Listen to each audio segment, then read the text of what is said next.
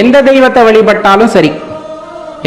வழிபட்டாலும் சரி இறைவன் ஒருவனே அப்படிங்கிற தாற்பயத்தை அடிப்படையாக கொண்டதுதான் ஆன்மீகம். அந்த ஆற்றல் பேராற்றல், அது எல்லையில் வகுக்க முடியாத ஒரு ஆற்றல், ஆரம்பமும் முடிவும் இல்லாத ஆற்றல். அப்படிப்பட்ட பேராற்றலை உணர்வதுதான் இங்க ஆன்மீகம். அதைத்தான் நம்ம சிவபெருமான் அப்படின்ட்டு சொல்றோம். சிவம் அப்படின்னு சொல்லக்கூடிய அந்த பேரானந்த நிலை, அது நமக்குள் உணரப்பெறும் அந்த தருணத்திலே, நம்ம எல்லையில்லாத ஆனந்தத்திலே மூழ்கி இருக்கும் அந்த நேரத்திலே இறைவன் மட்டுமே மனதிலே நிலை கொண்டிருப்பார். அப்பொழுதுதான் இந்த உடலை அந்த திருவருள் கருணையினால் நமக்கு கிடைத்தது அப்படிங்கிறத நம்ம உணர்ந்து கொள்ள முடியும். மாறாக இது நாம விரும்பியேற்ற உடல் அல்ல அப்படிங்கிறதும் புரியும். அதே சமயத்தில் இந்த பிறப்பு நானாக ஏற்றுக்கொண்டது அல்ல அப்படிங்கிறதும் புரியும். அடுத்த பிறப்போ முற்பிறப்போ அதுவும் என்னால் ஆனது கிடையாது அப்படிங்கிறதும் தெரியும். இது எல்லாமே திருவருள் கருணை இருந்தாதான் நடக்கும் அப்படிங்கிறது அப்பதான் புரியும். அப்பதான் சிவபெருமானுடைய அந்த கருணை அப்படிங்கிறது எவ்வளவு அப்படிங்கிறது நமக்கு தெரிய வரும். அதை தெளிவா தெரிஞ்சுக்கணும். அப்ப முழுவதுமாக நாம் உணர்ந்து கொள்ள வேண்டும் என்றால் அடிப்படையிலே ஒரு விஷயத்தை உணர்ந்து கொள்ளுதல் அவசியமாகிறது. அப்படிங்கிற பட்சத்தில் நம்ம என்ன சொல்ல வர்றோம் அப்படின்னா, இறைவனின் சிந்தனையிலே மூழ்கியிருத்தல் அப்படிங்கிறது அவசியமாகிறது அப்படிங்கிறத உணர்ந்துக்குங்க. இப்போ இந்த பூமியில பிறக்கிறவங்க அநேக கோடி, பல ஆயிரம் கோடி பேர், இன்னும் சொல்லப்போனால் பல லட்சம் கோடி பேர் எல்லாம் பிறந்து மாண்டு விட்டார்கள். அத்தனை கோடி பேர் பிறந்த இந்த இடத்தில் சிவசிந்தனையில் பிறந்தவர்கள் எத்தனை பேர், அல்லது வாழும்போது சிவசிந்தனையில் ஈடுபட்டவர்கள் எத்தனை பேர், சிவசிந்தனையிலேயே தனது உயிரை விட்டவர்கள் எத்தனை பேர், முக்தி நிலை அடைந்தவர்கள் எத்தனை பேர் அப்படின்னு கேட்டு பார்த்தா அது ரொம்ப வியப்பா இருக்கும்.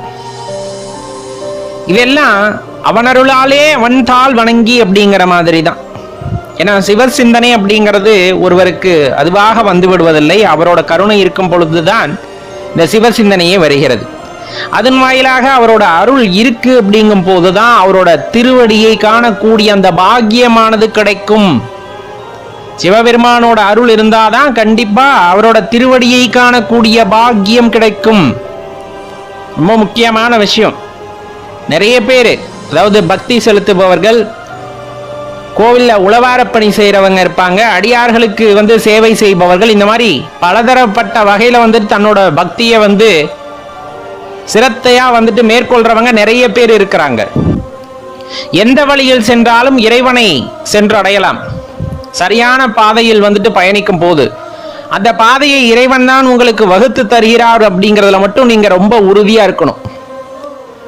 அதே போலதான் இப்ப நிறைய சொல்லுவாங்க ஆன்ம தரிசனம் அப்படின்ட்டு. நம்ம யோகம் பண்றோம் அல்லது தியானம் பண்றோம், இந்த மாதிரி எல்லா விஷயங்களும் எதை குறிக்கிறதுனா அந்த ஆன்ம தரிசனம் அப்படின்னு சொல்லக்கூடிய விஷயம். இப்ப அந்த ஆன்ம தரிசனத்துக்கும் ஐயனோட அருள் கட்டாயமா வேண்டும்.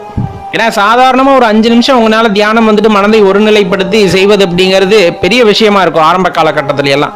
5 விஷயம் இல்ல, 1 நிமிஷத்துலயே. ஆனா அதுக்கெல்லாம் உங்களோட உடம்பையும் மனசையும் தயார்படுத்தி அதுக்கு சாதகமான ஒரு சூழ்நிலையை ஏற்படுத்தி கொடுத்து அதற்கான வாய்ப்பையும் நல்குகிறார் அப்படிங்கும் போது அது அந்த இறைவனுடைய பெரும் கருணை அப்படிங்கிறத தெரிந்து கொள்ளுங்கள்.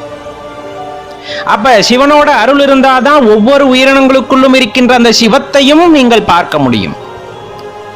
சாதாரணமா சொல்லுவாங்க எல்லா பொருட்களிலும் இறைவன் நிறைந்திருக்கிறார் அப்படின்னு. வார்த்தைக்கு அழகா இருக்கும், நம்ம பார்க்கணும்னு நினைப்போம். ஆனா நம்மால அந்த பார்வையை பார்க்க முடியுமா? எல்லா பொருளையும் சிவமாக பார்க்க முடியுமா அப்படின்னா இறைவனோட அருள் அந்த இடத்துல தேவை.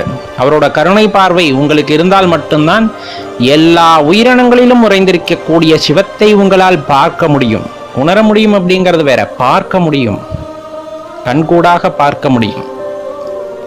அதை அப்படியே உருவகிச்சு அந்த உயிரினத்தோட அமைப்பையே மாற்றி உங்கள் பார்வையில் அது சிவமாகவே தெரியும். எப்போனா அவரோட கருணை இருந்தால் மட்டும்தான், சிவனோட அருள் உங்களுக்கு இருந்தால் மட்டும்தான் அது உங்களுக்கு பலித்தமாகும்.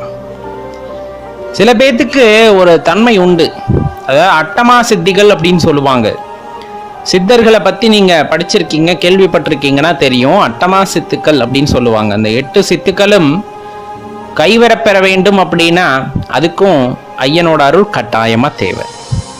அவரோட அருள் இல்லாம எந்த சித்துக்களும் கைகூடாது அப்படிங்கிறத நிதர்சனமா குறிப்பிடப்படும். ரொம்ப முக்கியமான விஷயம், முக்காலங்களையும் உணரும் தன்மை. சில பேருக்கு வந்துட்டு அந்த பக்தி சிரத்தையின் காரணமாக எதிர்காலத்தில் நடக்க போவது சில விஷயங்கள் முன்கூட்டியே தெரிய ஆரம்பிக்கும். சில பேத்துக்கு கடந்த காலங்கள், அதாவது முற்ஜென்மங்கள் போன்ற ஞாபகங்கள் சில பேத்துக்கு வரலாம். அதையும் தாண்டி 3 காலங்களையும் கணிக்கக்கூடிய தன்மை ஒருவருக்கு கிடைக்கிறது, அந்த 3 காலங்களையும் பார்க்க ஒருவரால் முடிகிறது அப்படிங்கும் போதெல்லாம் அது கண்டிப்பா அப்பனோட செயல்தான். அவரோட அருள் இல்லாமல் உங்களுக்கு அது எல்லாம் சாத்தியமே இல்லை அப்படிங்கிறதையும் இந்த இடத்துல ரொம்ப தெளிவாக தெரிஞ்சுக்கணும்.